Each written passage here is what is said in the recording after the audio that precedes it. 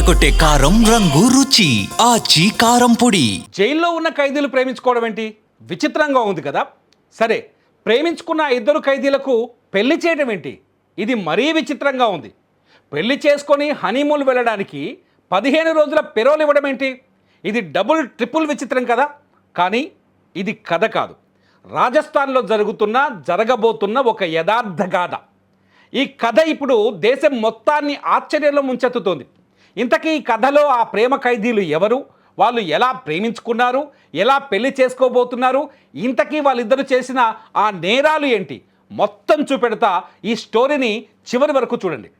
రాజస్థాన్కి చెందిన ఈ ఇద్దరు ఖైదీల పేర్లు ప్రియాసేద్, హనుమాన్ ప్రసాద్.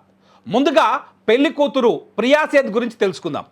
ప్రియాసేద్ 2023లో Jaipur Tinder suitcase murder case గుర్తుందా?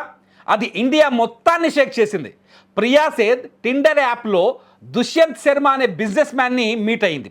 ఒక ప్లాన్ ప్రకారం కుట్ర చేసి అతన్ని కిడ్నాప్ చేసి 10 లక్షల రూపాయలు కావాలని డిమాండ్ చేసింది. అయితే ఆమె అనుకున్న డబ్బులు చేతికి అందకపోవడంతో ఆ బిజినెస్ మెన్ దారుణంగా ఆ బిజినెస్ మెన్ని హత్య చేసింది. బాడీని ముక్కలు ముక్కలుగా కట్ చేసి ఒక సూట్ కేసులో పెట్టి డిస్పోజ్ చేసింది. ఈ కేసు అప్పట్లో ఒక సెన్సేషనల్ న్యూస్. అలాంటి ఒక మాస్టర్ మైండ్ క్రిమినల్ ఈ ప్రియాసేద్.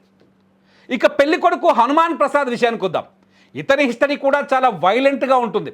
2017లో అల్వార్లో జరిగిన ఒక దారుణమైన హత్యాకాండకు ఇతను కారణం.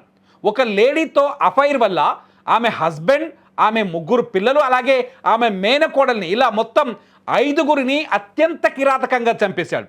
ఈ కేసులో అతనికి లైఫ్ ఇంప్రిజన్మెంట్ పడింది, అంటే జీవిత ఖైదు పడింది. ఇద్దరు కూడా చాలా సీరియస్ క్రైమ్స్లో ఇన్వాల్వ్ అయ్యి జైల్లో ఉన్నారు, అంటే ప్రియాసేద్ అట్లాగే హనుమాన్ ప్రసాద్.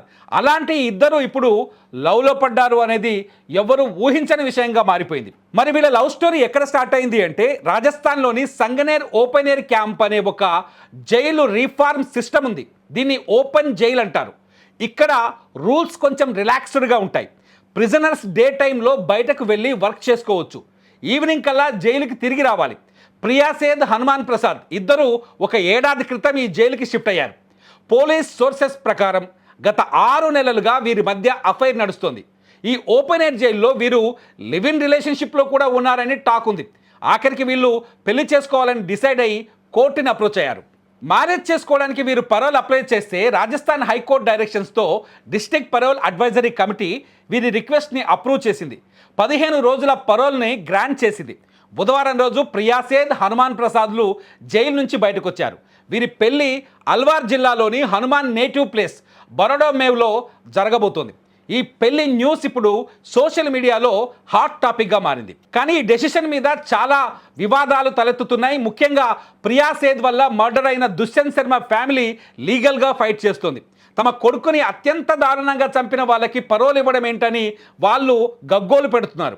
ఎవరైతే బాధితుడి తరఫున లాయర్ ఉన్నారో సందీప్ లోహరియా అనే వ్యక్తి, మేము ఈ పరోల్ని ఖచ్చితంగా హైకోర్టులో ఛాలెంజ్ చేస్తామని చెప్తున్నారు. తమను సంప్రదించకుండానే ఈ డెసిషన్ తీసుకున్నారని ఆయన ఆగ్రహం వ్యక్తం చేస్తున్నారు. సీరియస్గా ఈ స్టోరీ చూస్తుంటే ఒక నెట్ఫ్లిక్స్ వెబ్ సిరీస్ని చూస్తున్నట్టు లేదు. Tinder murders, mass killings, open jail romance, ఇప్పుడు పరోల్ వెడ్డింగ్. సినిమాలో కంటే ఎక్కువ ట్విస్టులు కనిపిస్తున్నాయి ఇక్కడ. జైలు అధికారులు మాత్రం రూల్స్ ప్రకారమే పెరోల్ ఇచ్చామని చెప్తున్నారు. ఖైదీలకు కూడా బేసిక్ రైట్స్ ఉంటాయని, చట్టం ప్రకారమే స్టెప్ తీసుకున్నామని వాళ్ళు చెప్పుకొస్తున్నారు. చట్టం ఏం చెబుతున్నా ఈ జైలు ప్రేమికుల రొమాన్స్ ఇప్పుడు దేశం మొత్తం చర్చించుకునే విషయంగా మారింది. హంతకులుగా జైల్లో ఉన్న ప్రియాసేద్ అలాగే హనుమాన్ ప్రసాద్ పెళ్లి తర్వాత మళ్ళీ జైలుకి రిటర్న్ అవ్వాలి. మరి మీరేమంటారు? జైల్లో ఉన్న ఖైదీలకు పెళ్లి చేసి కాపురం చేసే వీలు కల్పించే ఈ పరిస్థితిని సమర్థిస్తారా, వ్యతిరేకిస్తారా? ఈ వీడియో కింద కామెంట్ చేయండి. చూస్తూనే ఉండండి సుమన్ టీవీ.